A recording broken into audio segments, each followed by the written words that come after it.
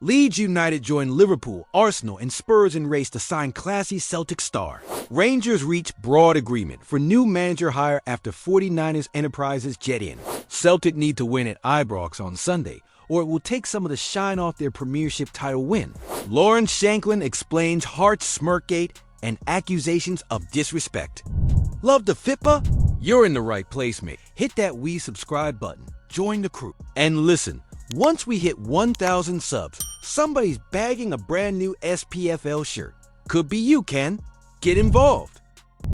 Right then, grab a cuppa and let's dive into this one. Because the vultures from down south are circling Celtic Park once again. This time, it is Arsenal leading the pack, eyeing up none other than Daizen Maeda. Yes, that Daizen Maeda, the jet-fueled whirlwind up front who has basically been doing cardio for 90 minutes every match and somehow still finds the energy to score goals for fun. Reports say the Gunners are preparing a cheeky little £25 million bid for the Japanese international, who is having the kind of season that makes Premier League scouts start frothing at the mouth. 33 goals, 11 assists. That is not just good, that is bonkers. And he is doing it all while supposedly being a left winger, or a center forward, or both. Basically, wherever Brendan Rodgers throws him, he delivers. Now, Rodgers himself has been full of praise, calling Maeda brilliant and a player who earns every penny. And according to every other manager and their dog, Maeda is a machine,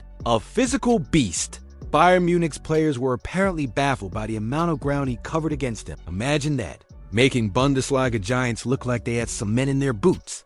And yet, for all the love, all the praise, and all the medals he could be stacking in Glasgow, Maeda gave a little eyebrow raiser of a quote recently. When asked about staying long-term at Celtic, he said, and I quote, "Well, I'm not sure. That's a difficult question. That is not exactly I bleed green and white, is it?" He is under contract until 2027. Talks for a new deal are supposedly underway. Nothing is signed yet.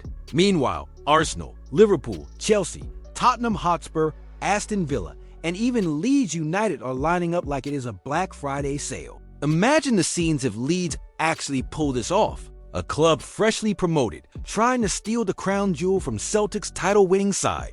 It would be wild.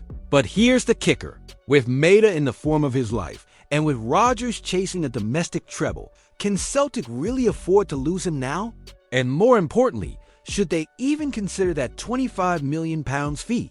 Knowing full well they will be handing over the best player in Scotland to the same league that cherry-picks talent every season. Would selling Daizen Maeda to the Premier League for £25 million be smart business for Celtic, or would it be yet another case of Scottish football selling itself short? Let me know what you think in the comments. Things are heating up in the blue half of Glasgow, and not just because summer is creeping in. Rangers are on the hunt, not for silverware this time, but for a new manager, and it seems the wheels are already spinning. According to the latest, there's a broad agreement in place between Rangers' new sporting director Kevin Thelwell, the folks from 49ers Enterprises, that a new man needs to be in the dugout sooner rather than later.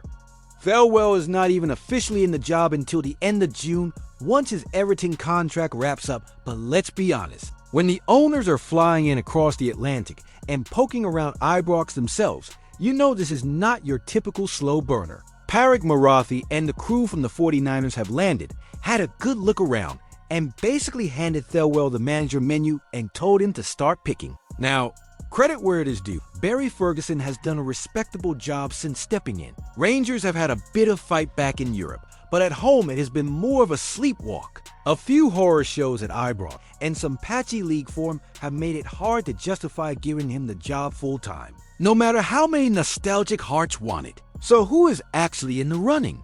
Well, grab your bingo card. Steven Gerrard's name is floating around again, because of course it is. After leaving for Aston Villa in 2021, and let's say not exactly lighting it up since, it would be one dramatic return. But drama is kind of Gerrard's brand.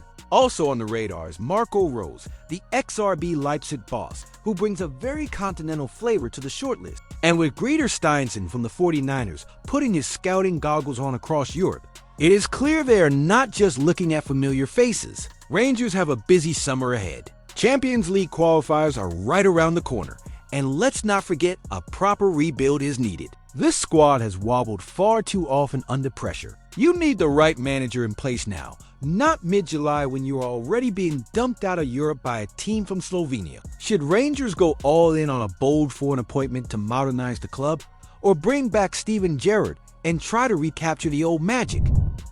Right?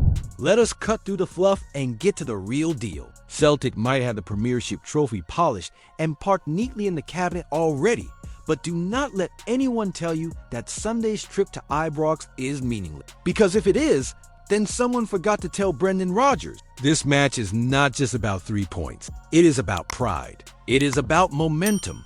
And it is very much about not handing Rangers a morale boost on a silver platter. Because after what happened in January, after what happened at Parkhead, after 2 stinging derby defeats on the bounce, this one is personal. A 3rd straight loss to Rangers?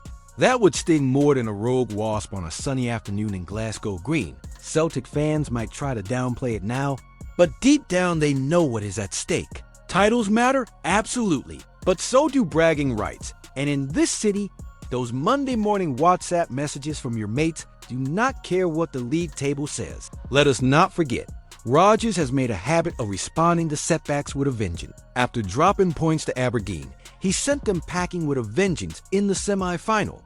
After a dodgy draw in Perth, St. Johnstone got steamrolled at Hampton. So do not be shocked if he has been quietly plotting a bit of revenge for the last time. Rangers nicked one with that late Hamza Igamane rocket. Yes, Rangers are limping toward the summer. Eyes already half on the transfer window and who is going to take over the manager's chair.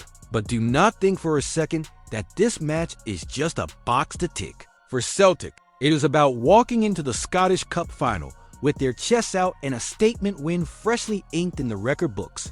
It is about showing who really runs Glasgow, even on someone else's turf. And for Rodgers, it is about reasserting control of this fixture before next season even begins. Win this, and the message is loud and clear. It does not matter what changes are coming at Ibrox. You are still playing catch-up. If Celtic lose to Rangers for a 3rd time this season, does it taint their title triumph? Or is the league enough to silence any noise from across the city?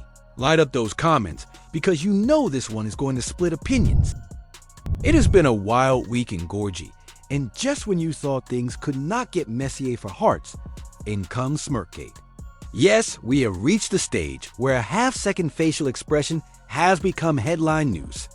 And yet, in this mad, brilliant, brutal world of Scottish football, it actually matters. Lawrence Shankland, the man with the armband and arguably the only consistent bright spark in this Hearts squad, found himself in hot water for what looked like a smirk as he entered the club's Player of the Year dinner.